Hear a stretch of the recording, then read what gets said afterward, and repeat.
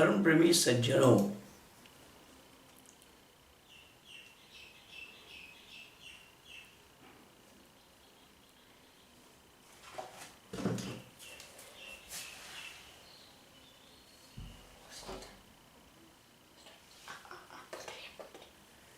धर्म प्रेमी सज्जनों तथा आर्य बंधुओं,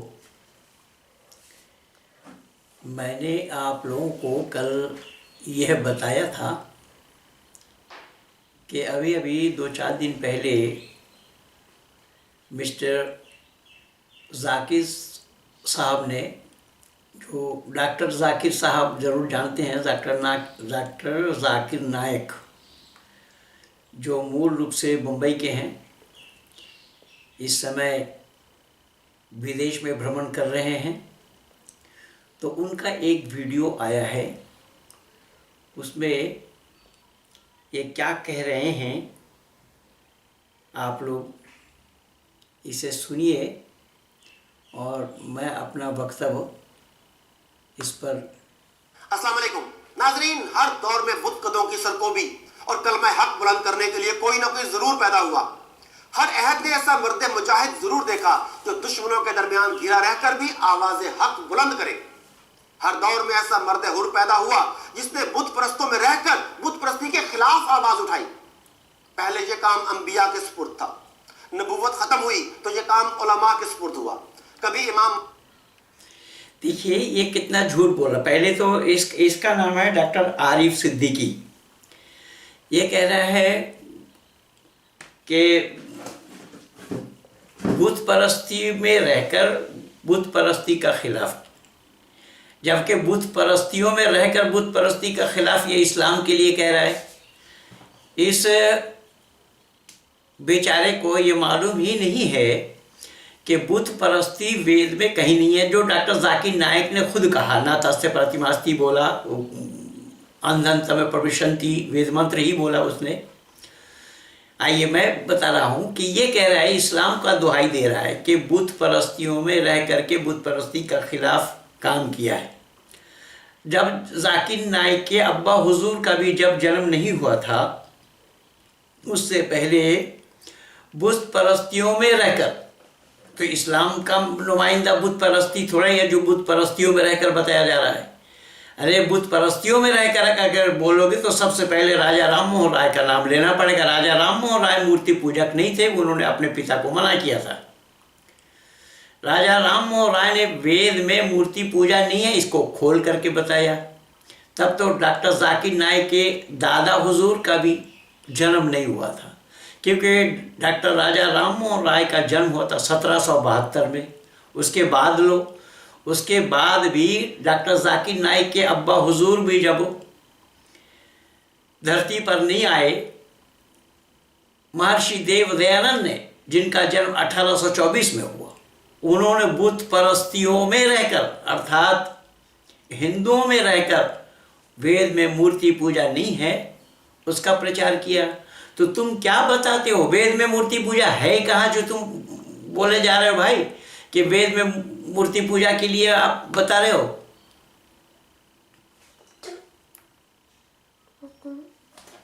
मालिक सामने आए तो कभी इमाम अबू हनीफा ने हुकूमतों के खिलाफ फतवे दिए, कभी इमाम शाफी दीन का अलम लिए मैदान में उतरे, तो कभी इमाम अहमद बिन हंबल दीन की खातिर चौराहों में कोड़े खाते नजर आए।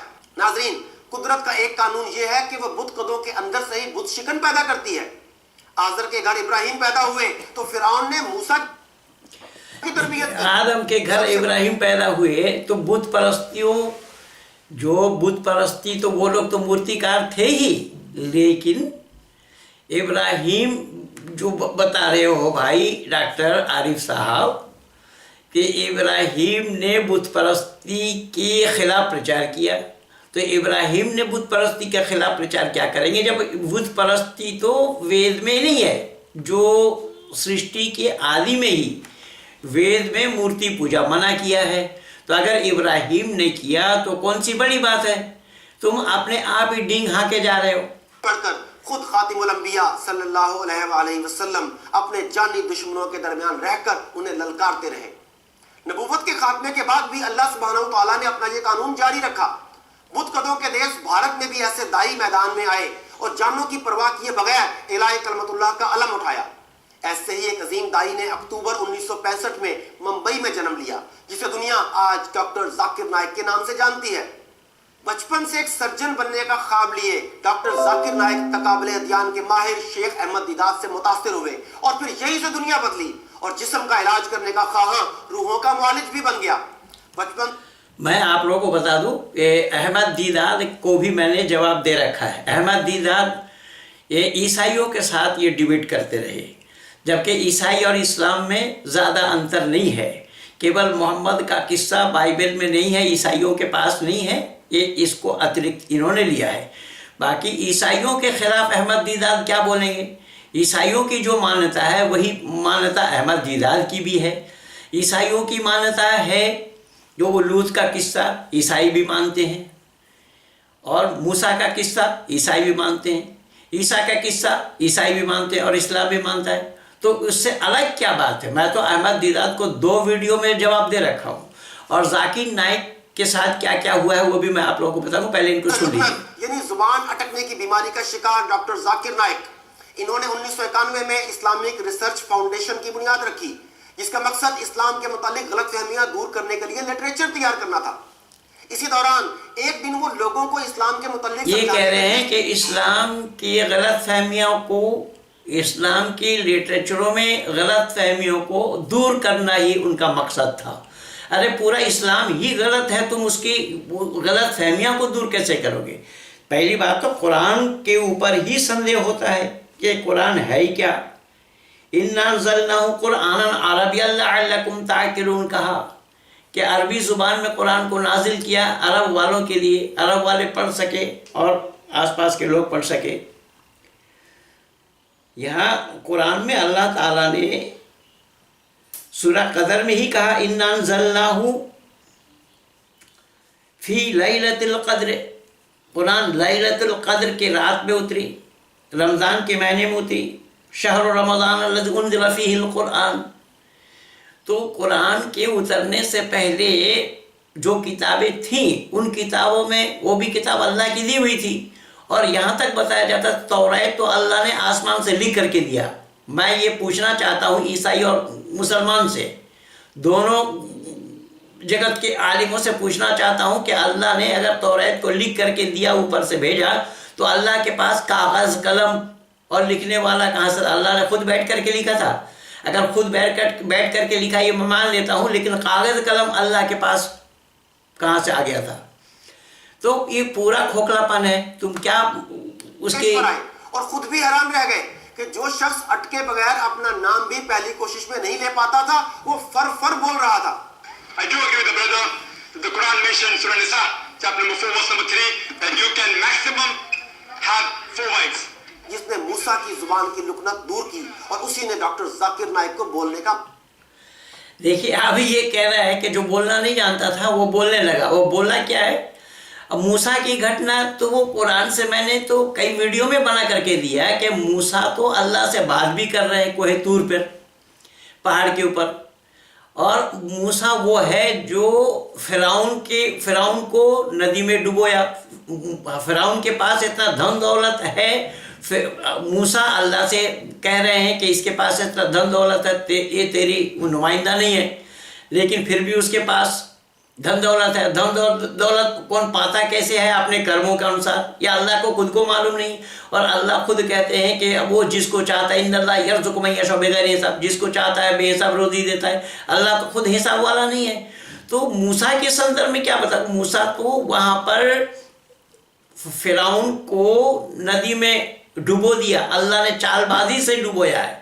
और मूसा को अल्लाह ने बोला कि तुम्हारे हाथ में जो छड़ी है उसको दरिया में मारो। उसको दरिया में मारने से 12 रास्ता निकल जाता है। ये कैसा है? ये क्या सच कैसे है? कौन ये एक मेडिकल साइंस का जानकार होकर के भी इसको सच मान रहा है, और ये मेडिकल साइंस का जानकार होकर के भी बिना पुरुष से मिले मरियम गर्भवती होती है, मरियम संतान जनती है, ये सारा झूठ मान रहा है। तो इसने इस्लाम के किन बुराइयों को हटाया? फिर डॉक्टर जाकिर नाइक बोले और इस्लाम की सरबुलंदी के लिए खूब बोले। दुनिया भर में चोटी के गैर मुस्लिम स्कॉलर से मुनाजरे करके इस्लाम की हक्कानियत साबित की। अप्रैल 2000 में देखिए ये आपने देखा कि इन्होंने श्री रविशंकर को दिखाया। रविशंकर के साथ इनका डिबेट हुआ था बेंगलोर में। तो रविशंकर कोई धर्म के जानकार थोड़े ही हैं, स्टैंडर्ड ऑफ लिविंग उनका है, वो क्या लिविंग क्या करते हैं उसका ही स्टैंडर्ड वो बताते हैं। क्या वो धर्म गुरु थोड़ा ही है, वो धर्म को जानते थोड़े ही, वो धर्म का जानकार थोड़े ही है। अगर धर्म के जानकार को इनको बुलाना था तो कोई धर्म के जानकार को ही बुलाते, आर्य समाजी विद्वान को बुलाते। अरे आर्य समाजी विद्वान तो बहुत दूर की बात, आर्य समाज का कोई चपरासी को बुला लेते तो भी जाकिर नाइक उससे जीत नहीं पाता। ये मैं दावा के साथ कह रहा हूँ। हमारा आर्य समाज का कोई भी एक चपरासी को बुला लेते। उसी बेंगलोर में है, उसी बेंगलोर में गुरुकुल भी है, ओम शांति धाम वाला गुरुकुल, जो जामे अजहर से जो पढ़ करके आया, जिसकी शुद्धि मैंने करी, जिसको मैं वैदिक धर्मी बनाया, जो एकेश्वरवाद पर मेरे साथ डिबेट में हार गया पहाड़गंज आर्य समाज में, उसको उसी गुरुकुल में ओम शांति धाम उसी बेंगलोर में मैं भर्ती करा करके आया। तो ये रविशंकर को क्या दिखाते, इसको भीड़ चाहिए, इसको भीड़ चाहिए। अब इनको ये मालूम ही नहीं है कि भीड़ भेड़ों की होती है, शेर अकेला चलता है, शेर कभी झुंड में नहीं चलता। और ये मेरे साथ क्या क्या हुआ है मैं सारा प्रमाण आज आप लोगों को दूंगा इकट्ठा करके, ये किस तरीके से झूठ बोल रहा है। देखिए, डॉक्टर विलियम कैम्पबेल के खिलाफ होने वाला यादगार मुनाजरा एक तारीखी मुनाजरा था। विलियम कैम्पबेल का जवाब देने के लिए कोई मुस्लिम स्कॉलर तैयार नहीं हो रहा था, लेकिन वही विलियम कैम्पबेल जब डॉक्टर जाकिर नाइक के सामने आया तो कहने पर मजबूर हो गया कि उसके पास डॉक्टर जाकिर नाइक के उठाए गए सवालों के जवाब नहीं है। और यूं देखिए, ये कह रहे हैं कि एक ईसाई विद्वान वो कह रहा है कि डॉक्टर जाकिर नाइक के पास जवाब देने के लिए किसी के पास जवाब नहीं है। और मैं आप लोगों को दिखा रहा हूं कि डॉक्टर जाकिर नाइक को किस तरीके से मैं निरुत्तर कर रखा हूं और आज तक उसने जवाब नहीं दिया। वो मैं केवल कहूंगा नहीं, ये लिखित रूप में है, मैं ये सारा प्रमाण दूंगा आज आप लोगों को। अब आगे सुनिए ये क्या बोल रहे हैं। होकर गुमनामी में चला गया। डॉक्टर जाकिर नाइक ने दुनिया भर के अलावा भारत में भी बड़े बड़े इज्तिमात से खिताब किया। इन महफिलों में सवालों जवाब की नशिस्तों के सब मुंतजिर रहते और डॉक्टर जाकिर नाइक से हर सवाल के बाहवाला जवाब पाकर लोग मुतासर हुए बगैर न रह सकते थे। हिंदुओं, ईसाइयों, पारसियों को इनकी किताबों से इन्हीं के सवालों के जवाब देकर लाजवाब करने का फन डॉक्टर जाकिर नाइक का तुर्रा इम्तियाज। अब ये कह रहे हैं कि हिंदुओं को जितने जो उनके पास सवाल लेकर के आते थे सबको निरुत्तर करते थे। और मैं दावा के साथ कह रहा हूँ आज तक मेरा जवाब इनसे नहीं बना, न दे पाए। जाकिर नाइक का पर्दाफाश जरूर सुदर्शन न्यूज चैनल में आप लोगों ने देखा होगा। जाकिर नाइक का पर्दाफाश सुदर्शन न्यूज चैनल में आप लोगों ने देखा होगा। सुदर्शन न्यूज चैनल के डायरेक्टर सुरेश चौहान के ने बोला कि डॉक्टर साहब अगर आप मेरे स्टूडियो में आना चाहते हैं तो आपका स्वागत है, और अगर आप अपने पास बुलाते हैं तो हम अपनी टीम के साथ आते हैं। आज तक तो जवाब दिया नहीं, आज तक जवाब आया नहीं। और उससे पहले की बात मैं आप लोगों को बता देता हूँ। डॉक्टर जाकिर नाइक ने मुझे, देखिए ये है IRF, आप लोग देख रहे हैं, ये है उनका निमंत्रण पत्र। ये 2004 के 1 जनवरी में उन्होंने जो सेमिनार किया था बम्बई के अंदर में, उसमें मुझे निमंत्रण दिया। ये है निमंत्रण पत्र, ये है निमंत्रण पत्र उनका। और ये मैं दिखा दिया कि बाकायदा ये बाई पोस्ट आया है पंडित महेंद्र पाल आर्य के नाम से। और इसका जो फोल्डर है मैं इसको रोका यही, similarity between Hinduism and Islam पर। देखिए अच्छे ढंग से देख लीजिए, मैं कहीं बना करके तो नहीं दिखा रहा हूँ। ये फोल्डर उन्हीं के हैं। उन्होंने मुझे बुलाया बाकायदा निमंत्रण दे करके मुझे बुलाया 2004 के 1 जनवरी में। 2004 के 1 जनवरी में बुलाने का कारण बना कि मैं 2003 में ही उसको घेर लिया था। और 2003 में जब उसको मैं घेर लिया तो ये मुझे खुशामद करने के लिए ये सारा पत्र लिखा। और देखिए ये मेरी किताब है,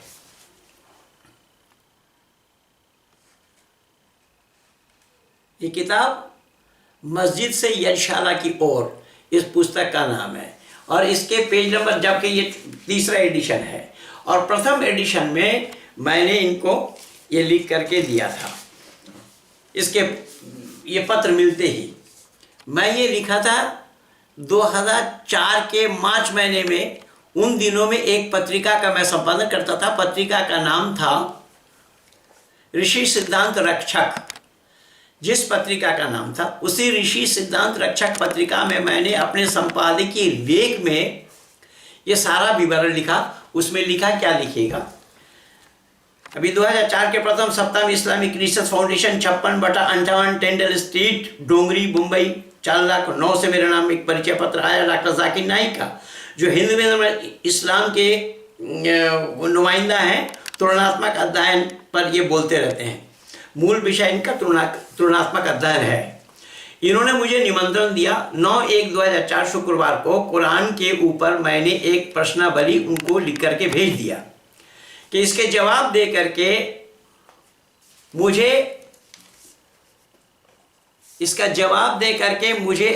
अपनी संख्या वृद्धि करें, यानी इस्लाम की बढ़ोतरी करें, मुझे मुसलमान बना लें, और जवाब ना देने की दशा में सत्य सनातन वैदिक धर्म को स्वीकार करें। ये मैं 2004 के मार्च महीने में अपने संपादकीय लेख में लिखा। ये तो पुस्तक में उसके बाद में लिया हूँ। वो सभी लेखों को इकट्ठा करके पुस्तक में बाद में बनाया हूँ। तो मैंने यहाँ लिखा कि जवाब ना देने की दशा में सत्य सनातन वैदिक धर्म को स्वीकार करें। मास्टर डॉक्टर जाकिर नाइक ही नहीं अपितु विश्व के सभी मुसलमान कुरान शरीफ को कलामुल्लाह कहते हैं, मानते हैं, परंतु कुरान को समझदारी से पढ़ने पर, ध्यान देने पर नितांत इसका उल्टा मालूम पड़ता है। क्योंकि कुरान के उतरने के विषय में ही शंका होती है कि कुरान में कुल आयतें का जो पूरा हिस्सा है वो एक बार में उतरी या कालांतर में, उसी को लेकर के ही विवाद है। और आपस में इस्लाम जगत के आलिमों में भी विवाद है। उलमा सूफी बिल्कुल इसका अलग मानते हैं। खैर, जब इनके सूरतें पृथक पृथक जगह में उतरी, या और एक बार में उतरना कुरान का संभव क्यों होगा, और यही मान लें कि कुरान पृथक पृथक सूरतों को अल्लाह ने अलग अलग स्थान में उतारा, तो इस्लाम वालों की मान्यता यह है कि कुरान की आयतों से यह सिद्ध होना संभव नहीं है, क्योंकि अल्लाह ने 25 पारा सूरह दुखान आयत नंबर 2 तथा 3 में बताया है कि इन्ना अंज़लनाहु फी लैलतिन मुबारकतिन इन्ना कुन्ना मुरसलीन। कसम है किताब की। देखिए, अल्लाह खुद कसम खा करके, मेरे कसम खाने की आवश्यकता अल्लाह को पड़ती है। अल्लाह किसको विश्वास दिलाना चाहते हैं, जिस कुरान को कलामुल्लाह कहा जा रहा है। खैर, अल्लाह यहाँ कसम खा करके बतला रहे हैं कि मैंने कुरान को उतारा। तो मैंने इनको मूल रूप से 2 सवाल लिख करके भेजा था। कि 2 सवाल क्या था कि हज़रत मोहम्मद साहब की कमसिन तीसरी नंबर की पत्नी उम्मुल मोमिनीन हज़रत आयशा, जो अबू बकर की लड़की थी, उनके ऊपर व्यभिचार का शक लगा था। एक काफिला में जाते समय जब वो रफ़ा हाजत के लिए गई, पीछे एक सहाबी नियुक्त थे, कोई सामान गिरने पर वो ले आए, लेकिन सामान तो नहीं मिला। झाड़ी से आयशा निकलते हुए मिल गया उनको, वो अपने सवारी पर बैठा करके ले गए। लेकिन हज़रत मोहम्मद साहब भी इस पर शक करते रहे, उनके चरित्र पर, और अल्लाह ने वहाँ अल्लाह को गवाही देनी पड़ी कि अगर तुम अपने पत्नियों पर शक करते हो तो 4 गवाही ले आओ, और 4 गवाह न मिले तो अपने आप 4 बार गवाही दे दो। ये अल्लाह गवाही दे रहे हैं। क्या यही कलामुल्लाह है? केवल इतना ही नहीं, मैं वहाँ पर हज़रत मोहम्मद साहब की जो मुंह बोला बेटा था, जैद जिसका नाम था, जैद बिन हारिस, उस जैद बिन हारिस के लिए भी लिखा। जैद बिन हारिस को उन्हें अपने फुफीज़ाद बहन से शादी कराई थी, लेकिन उसी से तलाक दिलवा करके निकाह किए बिना अपने घर रख लिया। लोगों में आपस में कानाफूसी होने लगी और अल्लाह को गवाही देनी पड़ी। सूरह अहज़ाब आयत नंबर 37 में देखना। फिर जब ज़ैद का जी भर गया, ज़ैनब से तलाक दिया उसने, मैंने अर्थात अल्लाह ने निकाह करा दिया आसमान से ज़ैनब का। यह अल्लाह का काम है, जिस कुरान को कलामुल्लाह कहा जाता है। ये सब मेरे पुस्तक में उन दिनों से लेकर के अब तक ये जाकिर नाइक को ही सवाल लिखा हुआ है। आज तक जाकिर नाइक जवाब दे नहीं पाए। और ना ये सामने आने की हिम्मत जुटा पाए, बल्कि ये तो मुकरने लगे थे। इनके साथ मेरा संपर्क हुआ। जयेश पटेल जरूर जानते होंगे, नाम सुने होंगे आप लोग, यूट्यूब में मेरा वीडियो लगा हुआ है। जयेश पटेल के साथ मेरा संपर्क हुआ। विकास कुलपे नाम का एक हिंदू को उसने मुसलमान बना रखा था, और उस विकास कुलपे के साथ एक अमीषा नाम की एक लड़की जो हरियाणा की है, उसके साथ उसका अफेयर चल रहा था। तो उसने बोला इस लड़की को इस्लाम स्वीकार करो, तो हम कर लेंगे। तो वो जो विश्व हिंदू परिषद के लोग थे, वो हरियाणा से लेकर के दिल्ली आए। लाजपत नगर सनातन मंदिर के सामने बैठ करके एक घर में और भी लोग थे, विशेष करके स्वदेश पाल गुप्त जो विश्व हिंदू परिषद के कार्यकर्ता, हिंदू जागरण के भी रहे, उनके सामने कई लोगों के बीच में बैठ करके उनसे बात हुई, और उस लड़की ने स्वीकार किया, विकास कुलपे के साथ बात कराई, और उसने जाकिर नाइक के साथ, उसमें जयेश पटेल के साथ मिलाया। जो जयेश पटेल के साथ मेरी वार्ता हुई, और इन लोगों ने झूठ बोलना शुरू किया। तो कहने का तात्पर्य मेरा यह है, ये साहिबान डॉक्टर आरिफ सिद्दीकी बता रहा है कितने हिंदुओं को निरुत्तर किया। अरे एक आर्य को निरुत्तर नहीं कर पाया तो कितने हिंदुओं को निरुत्तर करेगा वो? ये कोरा झूठ है, और आर्यों के सामने आज तक आया नहीं। डॉक्टर जाकिर नाइक ने इस्लाम की बड़े पैमाने पर अशात के लिए पीस टीवी के नाम से एक अंग्रेजी टीवी चैनल का आगाज किया, जिसे बहुत मकबूलियत मिली और लोग धड़ाधड़ इस्लाम से मुतासिर होने लगे। कुछ अरसे के बाद मुख्तलिफ जुबानों में पीस टीवी लॉन्च किया गया, जिनमें उर्दू, बांग्ला, चाइनीज और अल्बानियन भी शामिल है। टीवी चैनल के आगाज के बाद डॉक्टर जाकिर नाइक की असर पजीरी में मजीद इजाफा हुआ, और उनके जलसों में शरीक अफराद की तादाद लाखों में पहुंचने लगी। नाजरीन, मुझे याद पड़ता है कि 2018 में जब मैं मलेशिया में डॉक्टर जाकिर नाइक साहब का मेहमान था, तो वहां मैंने इनसे सवाल किया कि एक सेशन में आपने ज्यादा से ज्यादा कितने लोगों से खिताब किया है? तो उन्होंने जवाब दिया तकरीबन 1.2 मिलियन। जी हाँ, 12 लाख। देखिए, 12 लाख लोगों को खिताब किया। अब वहीं आप प्रवीण तोगड़िया को भी दिखाया जा रहा है, 12 लाख लोगों को वो निरुत्तर किया, उनके सामने बोला। लेकिन इन अकल के दुश्मनों को ये पता ही नहीं है कि भीड़ भेड़ों की होती है, ये भेड़ है। जब इनसे जयेश पटेल से बात हुई तो इसने मुझे समय दिया, जयेश पटेल ने इसी के साथ डिबेट करने के लिए मुझे समय दिया, और बोला कि आप 1 लाख लोग ला सकते हैं। मैंने कहा 1 लाख क्यों? तो बोले मैं जहाँ खड़ा होता हूँ वहाँ लाखों की तादाद में लोग जुड़ते हैं, 1 लाख लोग जुड़ जाते हैं। मैंने कहा कि भाई हुजूर सल्लल्लाहु अलैहि वसल्लम जब तबलीग में गए थे तो कितने लोग उनके साथ थे, कितने लाख लोग उनके साथ थे, आपको 1 लाख आदमी क्यों चाहिए? मैंने कहा चलो ठीक है, आप आ जाओ। तो 1 लाख लोग अगर आपके साथ आ जाते हैं तो मुझे 1 लाख लाने की आवश्यकता क्या है? उन दिनों में दिल्ली आर्य प्रतिनिधि सभा के प्रधान भाई राज सिंह जी जीवित थे। राज सिंह जी से मैं ये सारा कागज दिखाया, सभी जो रिकॉर्डिंग किया था सब सुनाया। राज सिंह ने ताल कटोरा स्टेडियम बुक किया, और रविवार को आना था, बृहस्पतिवार को उसी जयेश पटेल का फोन आया मुझे कि नहीं, हम नहीं आ सकते। ये इतने बड़े सत्यवादी हैं, जिस सत्यवादी की बात ये कर रहे हैं। डॉक्टर जाकिर नाइक की कोई तकरीर ऐसी नहीं गुजरती थी जिसमें कोई गैर मुस्लिम इस्लाम कबूल ना करता हो। भारत के अलावा बैरून ममालिक मसलन जापान, मलेशिया और यूएई में भी इनकी तकरीरों से मुतासिर होकर लोग इस्लाम कबूल करने लगे। ऐसा बारहा हुआ कि इनके खिताब के बाद दर्जनों लोग एक साथ इस्लाम कबूल करते नजर आए। ये वो वक्त था कि भारत समेत दुनिया भर में कोई ऐसा गैर मुस्लिम स्कॉलर नहीं था जो डॉक्टर जाकिर नाइक से दलाइल और मंतक के मैदान में मुकाबले की हिम्मत कर सके। देखिए, आप ये रखे, भारतवर्ष में कोई ऐसा हिंदू नहीं था जो इनके साथ कोई दलील के साथ इनको निरुत्तर कर सका। मैं लिखित सारा दिखाया, मैं ये किताब जो मैंने आप लोगों को दिखाया, ये सारा लिखित दिखाया। ये किताब जिसके पास है मस्जिद सैयद शादाकिउर, उसमें आप देखेंगे ये के पेज नंबर 24 पे मैं ये कोई भी मजहबी किताब, कोई भी मजहबी ग्रंथ ईश्वरीय नहीं हो सकता, इसका हेडिंग ये है। अब आप लोग देखें इसको, इस किताब में सारा मैं लिख करके दिया हूँ, और ये 2006 से निरंतर मेरी पुस्तक चल रही है। अब 4था एडिशन है, मैं ऋषिपाल को दे रखा हूँ, वो किताब छापेंगे। तो ये लिखित प्रमाण मेरे पास है और ये झूठ बोले जा रहे हैं आज भी। ये बिल्कुल झूठा है, मक्कार है और मक्कारी इन्होंने तो अल्लाह से सीखी है। से गैर मुस्लिम हुकूमतें अपने मज़ाहब को खतरे में समझने लगी। पहले भारत में नरेंद्र मोदी की हिंदुत्व हुकूमत ने आते ही डॉक्टर जाकिर नाइक के पैगाम में रुकावटें हायल करना शुरू कर दी। फिर कुछ अरसे के बाद ढाका में दहशतगर्द हमले हुए। मुस्लिम मुखालिफ इक़दाम पर अमल पैरा हुकूमत ने इल्जाम आयद किया कि हमलावर पीस टीवी देखते थे। हालांकि पीस टीवी तो करोड़ों बांग्लादेशी देखते थे।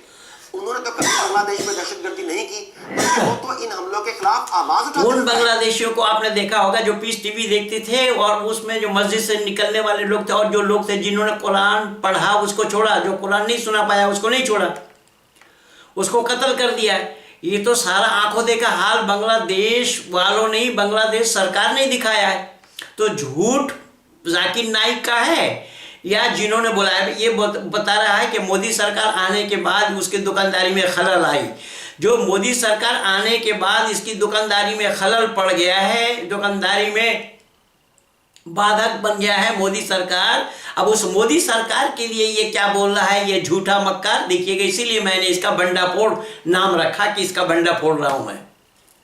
खैर, डॉक्टर जाकिर नाइक पर पाबंदी लगाना दरअसल इसलिए मकसूद था कि वहां की हिंदू आबादी का धर्म खतरे में नजर आ रहा था। भारत में भी इस वाक़े के बाद मोदी सरकार ने पाबंदी लगा दी। देखिए, ये हिंदू आवाम का धर्म खतरा में नजर आ रहा था। ये कितना झूठ है, देखिए झूठ कितना है, कोरा झूठ है। मैं बोल रहा हूं जो 800 वर्ष तक मुसलमानों ने भारत में राज किया, जो 800 वर्ष में भारत को इस्लामिक राष्ट्र नहीं बना पाया, और ये मक्कार कह रहा है कि मुसलमान यहाँ वो जाकिर नाइक के डर से हिंदुओं के धर्म में खतरा नजर आ रहा है। ये झूठ कैसा भंडाफोड़ मैं फोड़ रहा हूँ, वो देखिए ये किस तरीके से झूठ बोल रहा है। डॉक्टर जाकिर नाइक की तंजीम इस्लामिक रिसर्च फाउंडेशन पर पाबंदी लगाई गई और तंजीम की जायदाद समेत तमाम वीडियो लाइब्रेरी भी कब्जे में ले ली गई। पीस टीवी, अच्छा, वो डॉक्टर जाकिर नाइक के पीस टीवी और ये जितने भी हैं उसमें पाबंदी क्यों लगाई गई? पाबंदी इसलिए लगाई गई, उसने टैक्स चोरी किया है। कि चोर है चोर, और तू भी चोर है, चोर का समर्थक चोरी होता है गधा। वो उसने टैक्स चोरी की थी इसीलिए उस पर पाबंदी लगी है, वरना और क्या बात थी। उसके पास करोड़ों रुपया आया, उन करोड़ों रुपया भारत का टैक्स चोरी करने के कारण ही उसके ऊपर पाबंदी लगी है। और ऐसी पाबंदी तो रोजाना आए दिन लगती रहते हैं। जो सरकार के खिलाफ काम करेंगे उनके ऊपर पाबंदी लगती है। तो इसमें मोदी सरकार की क्या गलती है? जाकिर नाइक भारत छोड़ने पर मजबूर हुए। मोदी सरकार की मुतस्सिबाना सरगर्मियों के सबब वो अपने महबूब वालिद के जनाजे में शिरकत के लिए भी भारत न जा सके। आज डॉक्टर जाकिर नाइक मलेशिया में क़याम वज़ीर रहकर दावत व तबलीग का काम जारी रखे हुए हैं। मुतअस्सिब भारत की जानिब से बार बार कोशिशों के बावजूद महातीर मोहम्मद ने डॉक्टर जाकिर नाइक को भारत के हवाले करने से इनकार कर दिया। लेकिन ये क्या, ये हालात बदले बदले क्यों लग रहे हैं? मोदी सरकार झुकने पर आमादा क्यों हो गई है? नाजरीन, मुश्किलात में घिरी मोदी सरकार को डॉक्टर जाकिर, अब देखिए ये कह रहा है कि मोदी सरकार इसके पास झुक गई। कमी आज मोदी सरकार को ये झुकने की नौबत क्यों आई? मोदी सरकार इसके पास झुके, जिस मोदी सरकार ने ये खुद कहा है कि भारत छोड़ने को मजबूर किया, जो भारत छोड़ने को मजबूर किया वही मोदी सरकार इनके पास क्यों झुकेंगे? और क्या वो बोल रहे हैं वो आगे और सुनिए कि मोदी सरकार कैसे झुके इसके पास। से महसूस हो रही है। कश्मीर में आर्टिकल 370 के खात्मे के बाद मुस्लिम रायमा को अपने हक में हमवार करने के लिए मोदी हुकूमत ने डॉक्टर जाकिर नाइक से राब्ता करके कश्मीर के मसले पर इनसे, अब देखिए यहाँ ये बतला रहे हैं, ये 3.5 माह कबल हिंदुस्तानी गवर्नमेंट ने अपना एक नुमाइंदा भेज करके अपने नुमाइंदा से जो प्राइवेट मीटिंग में उन्होंने ये बात कही और उन्होंने कहा कि 370 जो मैं कानून को रद्द किया हूँ उसका समर्थन आप करें। देखिए ये बात अपने आप में झूठ इसलिए है कि अब ये खुद कह रहा है कि मोदी सरकार की तंजीमें हमें वहाँ पर दुकानदारी चलाने में हम असमर्थ हुए और भारत छोड़ करके हमें आना पड़ा। अपने बाप के जनाजे में भी मैं नहीं आ पाया भारत, और वो भारत सरकार फिर इनको प्राइवेट नुमाइंदा भेज करके 370 के ऊपर इनसे समर्थन मांगे। ये कौन है, क्या है ये? अरे अरब के प्रिंस से समर्थन नहीं मांगे, और ये कौन है? अरब के यानी सऊदी अरबिया के प्रिंस से भी ओहदेदार है क्या? और बदले में डॉक्टर जाकिर नाइक के खिलाफ तमाम मुकदमात को खत्म करने की पेशकश की है। देखिए ये डॉक्टर जाकिर नजरिए की फरोख्ती। डॉक्टर जाकिर ये नाइक कह रहे हैं कि और मैंने बगैर लिखी पढ़ी उसको इनकार कर दिया। से और तवक्को भी क्या की जा सकती है? 3.5 months before, the Indian officials ये कह रहा है कि मैं उसको इनकार कर दिया। a representative from the Indian government. He said that he is coming after personal meeting and under the direct instructions of the Prime Minister of India, Narendra Modi. देखिए अब ये नरेंद्र मोदी प्राइवेट मीटिंग करके उनके पास आदमी भेजा कि आप हमारा समर्थन करिए, मैं आपके ऊपर जितना भी केस है सबको रद्द कर दूंगा, और मेरा समर्थन क्या करेंगे कि 370 जो मैंने हटाया उसका समर्थन आप करिए। अब बताइए इससे कोरा झूठ और क्या हो सकता है? ये झूठ किस तरीके से बोल रहा है कि इससे आप लोग भी अंदाज़ा लगा सकते हैं। और इन्होंने बोला कि मैंने बगैर लिखी पढ़ी के उसको इनकार कर दिया, और मैंने कहा कि मेरी राय में कश्मीर में आर्टिकल 370 को ख़त्म करना गैर आईनी है, गैर कानूनी है, ये कह रहा है। ये MBBS है मुन्ना भाई, ये मुन्ना भाई को कानून के बारे में क्या जानकारी है? जो कानून का जानकार जो बैरिस्टर है असदुद्दीन ओवैसी, उसने भी नहीं बोला 370 के ऊपर, और ये कह रहा है कि ये गैर आईनी है। केवल इतना ही नहीं, इसमें और क्या बोला देखिएगा कि उन्होंने कहा कि ये वो नुमाइंदा हिंदुस्तानी वज़ीर आज़म मोदी और पार्लियामेंट के ज़ाती मुलाकात, व्यक्तिगत मुलाकात और उनसे बराह रास्त हिदायत लेने के लिए मुझसे मिलना चाहते थे, उससे हिदायत लेने के लिए। अरे तू हिदायत देने वाला है, तू तो खुद गुमराह है भाई, तो खुद गुमराह होकर के दूसरे को हिदायत क्या देगा? Home Minister of India Amit Shah, and he said that he wanted to remove the misconception देखिए इन्होंने दोनों का नाम लिया है that is there between myself and the Indian government, and he was to provide me a safe passage to India. He told me that he wanted me to support the BJP government when they revoked Article 370 in Kashmir, and I flatly refused. I said, according to me, revoking Article 370 in Kashmir is unconstitutional. आज Malaysia में रहकर doctor Zakir Naik अपना mission तेजी से आगे बढ़ा रहे हैं। वो कुरान की इस आयत की ऐन तशरीह नजर आते हैं कि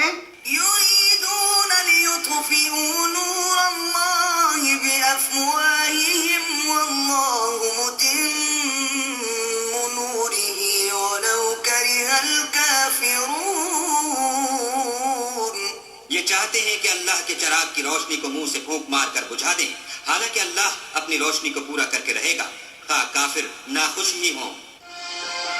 आप देखिए कि ये कह रहे हैं कि अल्लाह के रोशनी को कोई फूंक मार करके बुझा नहीं सकता, पर अल्लाह के रोशनी को कोई बुझा नहीं सकता फूंक मार करके, ये तो कहने के लिए कह रहे हैं, पर बंधु अल्लाह के ये रोशनी अपने आप ही फूंक मारने की आवश्यकता ज़रूरत नहीं पड़ी, अपने आप ही बुझ रही है। देखो जाओ, तुम्हारा तबलीगी जमात के सदर अमीर मौलाना मौलवी साद कहाँ है? ढूंढो जाकिर नाइक।